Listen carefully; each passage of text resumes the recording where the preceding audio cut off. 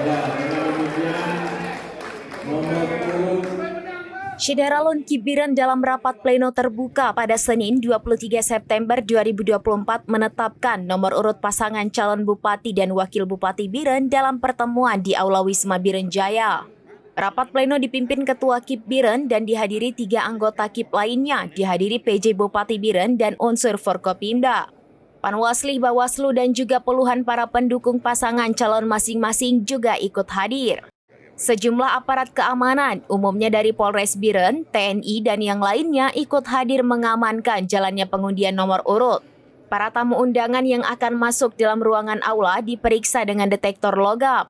Kegiatan diawali pembukaan oleh Ketua KIP Biren, dilanjutkan membaca tata tertib penarikan nomor urut disampaikan Safrizal SPD, dan dilanjutkan dengan memberi kesempatan kepada masing-masing calon wakil bupati untuk mengambil bola dalam kotak yang disediakan untuk menentukan siapa duluan yang mengambil nomor urut.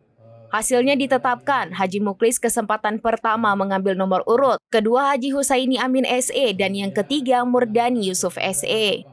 Suasana menjadi tegang, semua tertuju ke depan dan masing-masing paslon memegang bungkusan kecil panjang berisi nomor urut untuk dibuka. Saat dibuka, pasangan Murdani Yusuf SE dan Abdul Muhaimin mendapatkan nomor 1.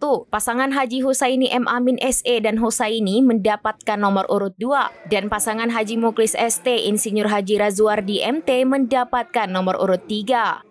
Keputusan penempatan nomor urut dituangkan dalam keputusan KIP nomor 2084 tahun 2024 dan diserahkan kepada masing-masing paslon.